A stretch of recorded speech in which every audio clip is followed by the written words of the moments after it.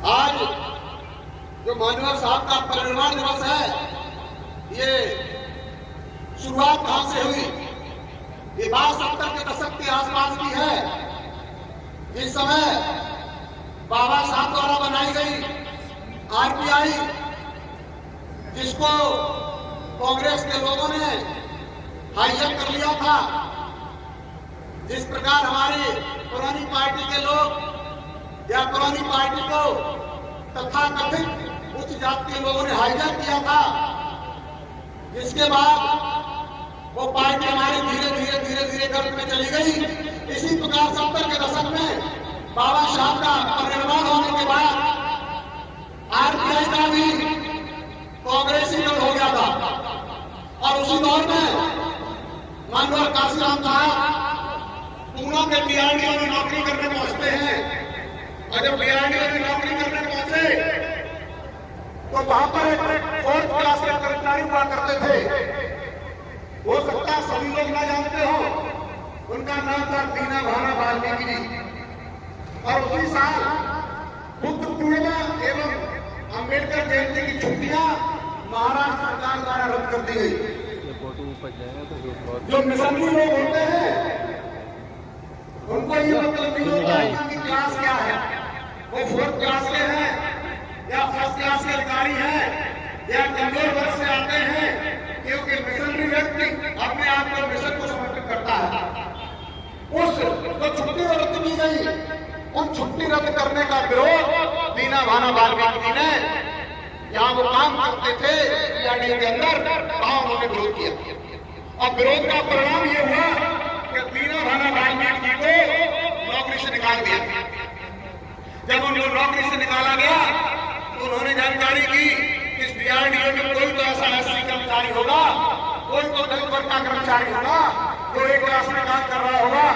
तो उनके जानकारी में उनको पता चला कि हम काशीराम साहब के नाम से एक व्यक्ति 1 क्लास में नौकरी करते हैं।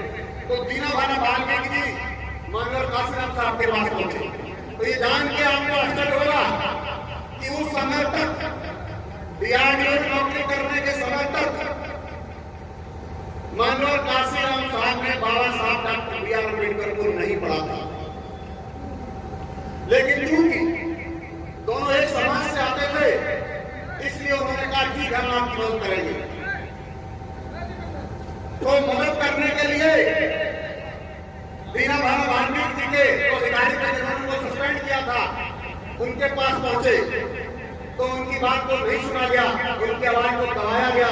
जब उनकी आवाज को दबाया गया तो बाबा साहब ने दीना भाना वाल्मीकि जी से एक सवाल किया कि दीना भाना जी, आप ये बताइए कि आपने जिन अम्बेडकर की वजह से अपनी नौकरी को त्याग दिया, अपनी नौकरी को बांध दी, उन अम्बेडकर जी ने आपके लिए क्या किया?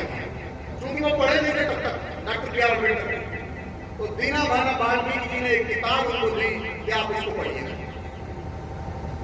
माननीय काशीराम साहब ने लिखा है कि वो किताब उन्होंने बिना रुके एक बार नहीं, लगातार 3 बार पढ़ी, और तीनों बार वो किताब जब तक वो पढ़ते रहे तब तक वो रोते रहे। और उसके बाद उनको ये पता चला कि बीआरडीओ में वो 1 क्लास के अधिकारी हैं, तो वो दी हुई ताकत, दी हुई नौकरी बाबा साहब डॉक्टर बी आर अम्बेडकर। उसके बाद उन्होंने अपना एक नियम बनाया, उन्होंने उस नौकरी को, बीआरडीओ की नौकरी को वहीं पे रिजाइन दे दिया, नौकरी को छोड़ दिया, और ये कहा कि अब ये सारा जीवन मैं मिशन को समर्पित करूंगा। और उन्होंने 24 पन्नों का एक पत्र अपने घर के लिए लिखा। इस घर का जो पत्र लिखा उसके अगर पढ़ेंगे तो बहुत लंबा हो जाएगा, लेकिन उसमें सूक्ष्म तरीके से बता रहा हूं आपको। उन्होंने लिख के ही भेजा अपनी माँ के लिए कि माँ, अब काशीराम आपके घर नहीं आएगा, आप ये सोच लेना कि आपका एक बेटा कब था। और इस जो उन्होंने अपनी माँ को वचन दिया था, जो वादा किया था, उसको आज ही निभाया। उनके पिताजी का परिनिर्वाण हो गया, उनकी दोनों बहनों की शादी हो गई, उनके भाइयों की शादी हो गई, लेकिन काशीराम साहब कभी अपने घर नहीं गए। तो ऐसे महापुरुष का, ऐसे महामानव का आज परिनिर्वाण है। और आज मुझे कष्ट इस बात का है कि लगातार पिछले 2.5 महीनों से मैं और मेरी टीम जो यहाँ बैठी हुई है, इसी क्षेत्र के अंदर कोई जितने गांव के लोग बैठे हुए हैं, वोट मांगा है, सिर्फ मिशन की बात की है, सिर्फ ये बताने का प्रयास किया है कि हम ये लड़ाई क्यों लड़ना चाहते हैं। क्योंकि अभी तक प्रत्याशी टिकट नहीं है तो मैंने कभी ये भी नहीं कहा कि मैं यहाँ से चुनाव लड़ रहा हूँ। हाँ, संभावित ये कहा है, लेकिन इतना सब करने के बाद आज इस प्रांगण में मुझे 500 लोग नजर नहीं आ रहे। अभी बहुत लोगों से बात करेंगे कल तो वो कहेंगे भैया मैं आलू रख रहा था, कोई कहेगा मैं धान की कटाई कर रहा था। मैं आपको चैलेंज करके कहता हूँ, क्योंकि पिछले 4 से 5 सालों से आपकी लड़ाई लड़ रहा हूँ मैं, कि अगर आपके साथ अभी कोई मारपीट हो जाए, आपको अपने सगे भाई के खिलाफ एफआईआर करानी हो तो आप टाइम निकाल लेंगे, आप थाने पहुंच जाएंगे, आप मेरे घर तक पहुंच जाएंगे, लेकिन इस कार्यक्रम में आने का समय आपके पास इस पर विचार करना होगा। ये 3000 साल तक जो गुलामी हमने बर्दाश्त की वो यूं ही नहीं की, उस गुलामी का कारण नहीं था। अगर अभी कुछ जात के लोगों से जो लोग टच में रहते हैं, अगर वो उनको फोन कॉल करके बुलाए तो उनको बहाना नहीं बताएंगे, केवल ये कहेंगे बाबू जी आ रहे हैं। और सुबह से लेकर शाम तक उसके घर पे दरी बिछाएंगे, दरी उठाएंगे, फिर दरी रखेंगे, फिर चारपाई खाएंगे, फिर बिछाएंगे और पानी पिलाएंगे, शाम तक वहां बैठे रहेंगे और कुछ नहीं करेंगे, लेकिन यहाँ नहीं आएंगे। तो ये गुलामी खून में होती है। अगर आपका खून गुलामी की तरफ चल रहा है, हमारे आदरणीय नेता चंद्रशेखर आजाद जी बोला करते हैं कि इतनी बड़ी आबादी और बैठना पैरों में ही है तो अकेला चंद्रशेखर क्या कर सकता है। जब आप उठना ही नहीं चाहते, दूसरे के पैर पकड़ना चाहते हो, तो कोई आपको कब तक कराएगा। तो मैं आप लोगों से निवेदन करता हूं, बोलो क्या है कि अपने महापुरुषों को पढ़िए, उनके त्याग और बलिदान को पढ़िए। ये वही काशीराम साहब थे जिन्होंने ये कहा था कि वोट से लेकर पीएम सीएम और आरक्षण से पीएम। उन्होंने पूरे जीवन हमारे राष्ट्र के लिए संघर्ष किया, अपने बच्चों के लिए नहीं किया। उन्होंने शादी नहीं की, वो अपने घर नहीं गए। तो मैं यही आपसे कहना चाह रहा हूं कि बहुत आसान है राम नहीं और आशा राम बन जाना, लेकिन आसान नहीं है काशी राम बन जाना। आपको लड़ना पड़ेगा, उनके विचारों को आगे बढ़ाना पड़ेगा। बाबा साहब के विचारों को मानवर साहब ने आगे बढ़ाया, मानवर साहब के विचारों को हमारी अलग बहनी ने आगे बढ़ाया। अब वक्त बदल चुका है। अब इस विचार को, इस अधूरे जो काम बचे हैं, उन कामों को संपन्न कराने के लिए हमारे चंद्रशेखर आजाद जी दिन और रात हमारे साथ लगे हुए हैं। जहां संकट में फंसते हैं वहां लगे रहते। एक बात और मैं कहना चाहता हूं, मुझे याद आई, हमारे विपक्ष के लोग जो है हमारे बीच के, वो हमेशा एक आरोप लगाया करते हैं कि भीम आर्मी के साथ मत जाना, भीम आर्मी आपके ऊपर मुकदमे पंजीकृत करा देगी। मैं आपसे ये कहना चाहता हूं कि मुकदमे पंजीकृत करने की क्षमता रखना, लेकिन अपमान बर्दाश्त मत करना। किसी का भी कोई अपमान करे तो उसे छोड़ना मत। मैं कहता हूँ 1,000 मिनट लगना, जब सम्मान से जीना सबसे ज्यादा बेहतर है। यदि आप सम्मान से नहीं जी सकते तो आपके लिए मर जाना ही नहीं, चाहे वो कोई भी हो। यदि हमारे पिताजी के, हमारे किसी वरिष्ठ व्यक्ति के, हमारे किसी परिवार के सदस्य के, हमारे किसी बहुजन समाज के व्यक्ति का कोई अपमान करेगा तो आलोक यादव मुकदमे से नहीं करेगा, उसकी परी पर ढिलाई करेगा। तो जो ये कहे कि भीम आर्मी मुकदमे लगाती है तो उनको बता देना कि भीम आर्मी मुकदमे नहीं लगाती, भीम आर्मी इज्जत और सम्मान के साथ जीवन सिखाती है। कभी फुर्सत मिले तो पढ़ना मुझे, मैं तुम्हारी उलझनों का समाधान हूं। कभी फुर्सत मिले तो पढ़ना मुझे, मैं तुम्हारी उलझनों का समाधान हूं। हाँ, मैं भारत का संविधान हूं, हाँ मैं भारत का संविधान हूं। भारत के संविधान को जरूर पढ़ना। अब दो बातें माननीय काशीराम साहब के बता के मैं अपनी बात को समाप्त करूंगा।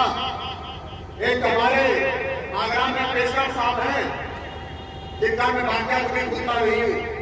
उन्होंने जो वाक्या मुझे आज के 2 या 3 साल पहले सुनाया था, वो हमारे प्रदेश अध्यक्ष जो सुनील चित्तौड़ जी हैं, उनके बहनोई भी हैं। वो कहते हैं कि मेरे पास 500 किलो आया करते थे, जो काशीराम साहब ने 500 बनाई थी, जिसके अंदर सरकारी कर्मचारी हुआ करते थे। तो 500 किलो पेशकार साहब के पास जाते थे कि पेशकार साहब 500 से जुड़ जाइए।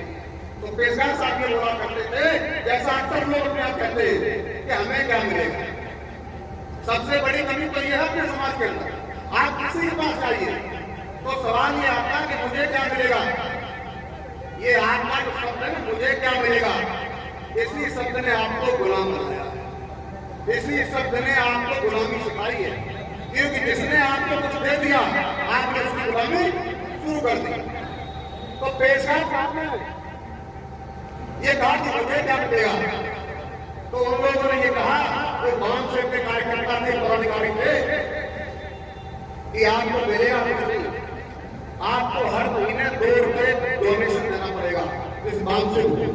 तो बोले मैं इतना भी बड़ा मूर्ख नहीं हूं कि मैं अपना समय भी लगूं, मैं तुम्हारे लिए मीटिंग भी करूं और बाद में 2 रुपए महीने। कुल मिला के पेशकार साहब 500 में शामिल नहीं हुए। लेकिन जो 500 के लोग थे, उनमें कोई जिद्दी होगा मेरे जैसा, तो बार बार उनके पास जाता रहा, बार बार जाता रहा। अंत में ये हुआ कि शनिवार को छुट्टी पड़ गई कोर्ट की और संडे को आगे छुट्टी थी। तो उन्होंने ये कहा कि आप मेरे साथ दिल्ली चलिए, एक बार मानव काशीराम साहब से मिल लीजिए। बेटा आराम से करो, शांति से काम, वो सब बैठ जाएंगे, जगह पड़ेगी। दीपेंद्र बात कर लीजिए बेटा।